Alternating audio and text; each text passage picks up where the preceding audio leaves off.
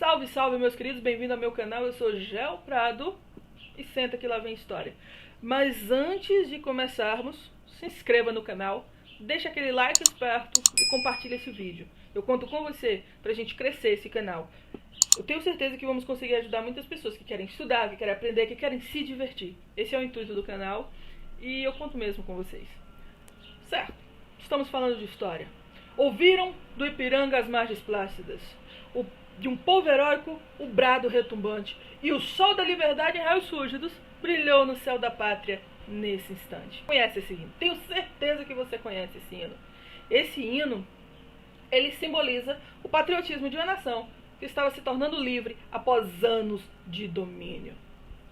Por isso que essa data é tão importante, 7 de setembro de 1822. Mas se eu te contar que não é bem por aí que começamos a nos tornar livres, bem antes disso, a história realmente começa.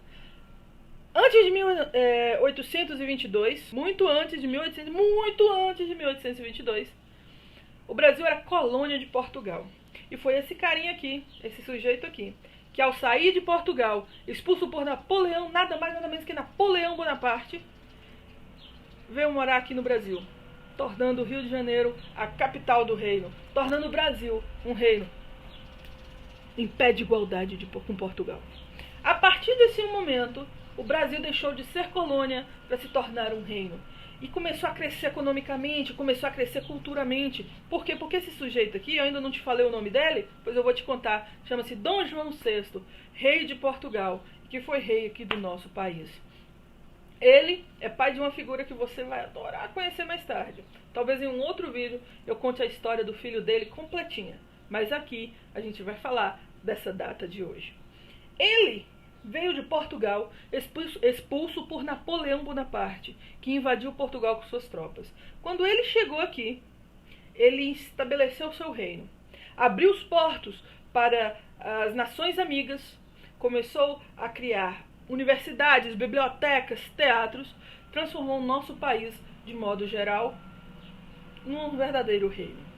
E isso fez a alegria dos comerciantes, porque agora o Brasil não era só quem fornecia, não era só quem dava, agora o Brasil recebia.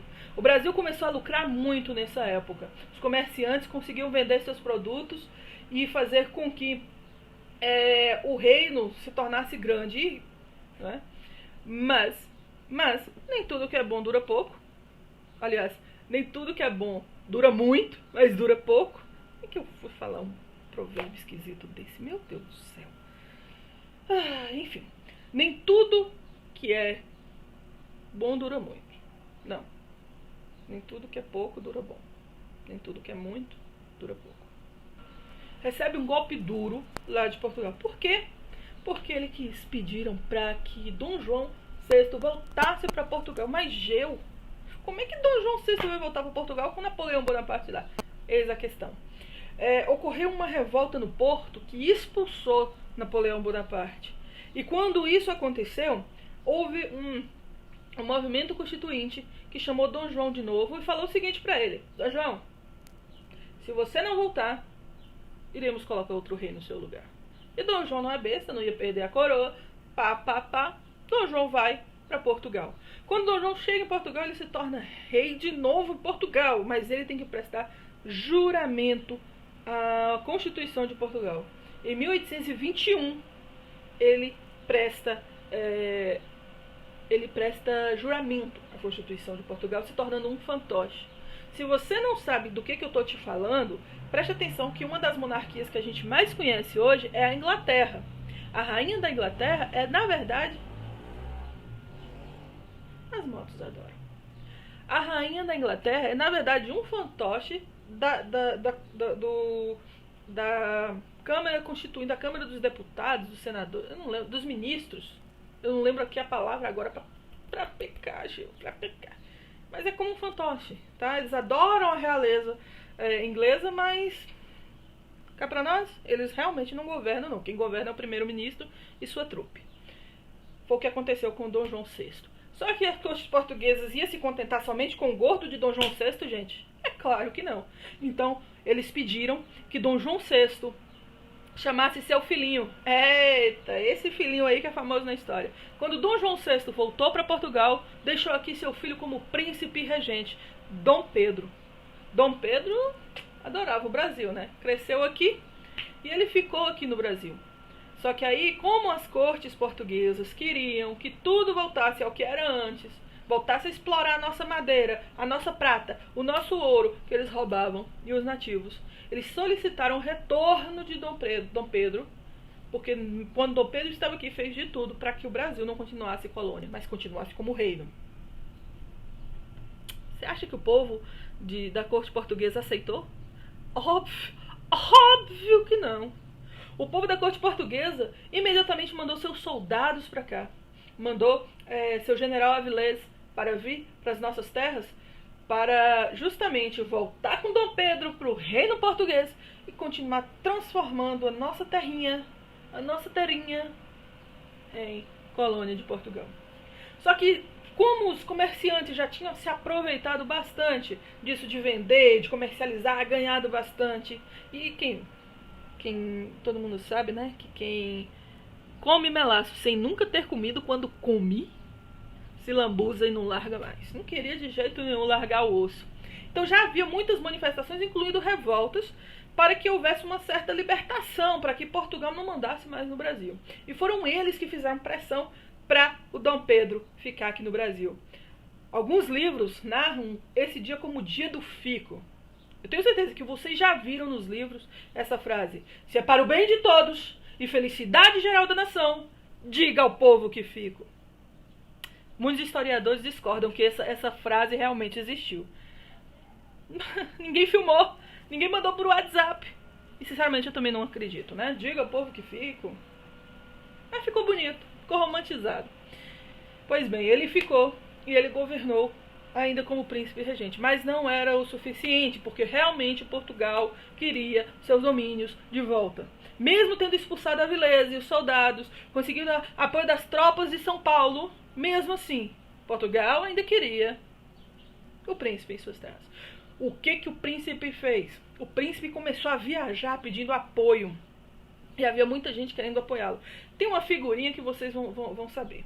Se esse daqui é Dom Pedro I, ainda não é Dom Pedro, viu? Ainda não é primeiro, porque ainda não era imperador. Ele vai se tornar imperador depois, mas ainda não é.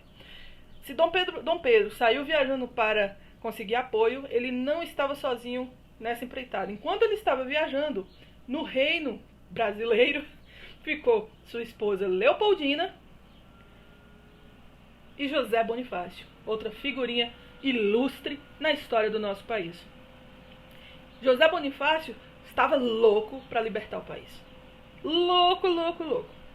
E como lá em Portugal já haviam feito pressão para que o Brasil voltasse a ser colônia, ele se reuniu com a princesa Leopoldina e mais alguns que estavam ali também querendo essa liberdade, e ficou decidido que o Brasil ia ser independente. José Bonifácio escreveu uma carta que manda para Dom Pedro, contando que já não aguentamos mais, queremos ser livres de Portugal. Dom Pedro estava ali às margens do rio Ipiranga. Que, mano, é rio? Narra as boas línguas que não era um rio não, viu? Era um riachozinho e olha lá. E que Dom Pedro estava com dor de barriga. Ninguém tem certeza. Mas ele estava ali quando recebeu a sua carta e viu que o povo estava insatisfeito com Portugal. Se ele gritou ou não, a divisa do Brasil passou a ser independência ou morte. E como todo descendente da nobreza, pelo meu nome, pelo meu sangue e pelo meu Deus, essa é a nossa divisa: independência ou morte. Você está vendo esse quadro aqui? Esse quadro aqui está em todos os livros de história do Brasil. Está lá no Palácio do Ipiranga. Quem pintou esse quadro aqui foi Pedro América. Foi uma homenagem que Dom Pedro II, pai de Dom Pedro I, pai.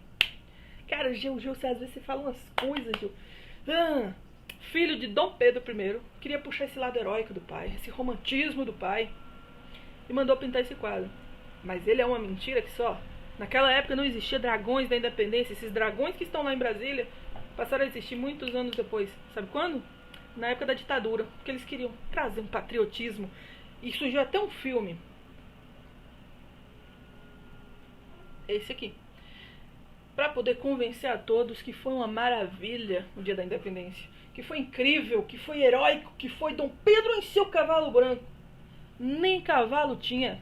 Era-se muito uma mulinha. Então, você já sabe um pouco de história. Espero que tenha gostado. Beijo, grande abraço, compartilhe esse vídeo. Não esquece de se inscrever e de deixar aquele joinha. Então se inscreva no canal, deixe aquele joinha e compartilhe esse vídeo. Grande beijo.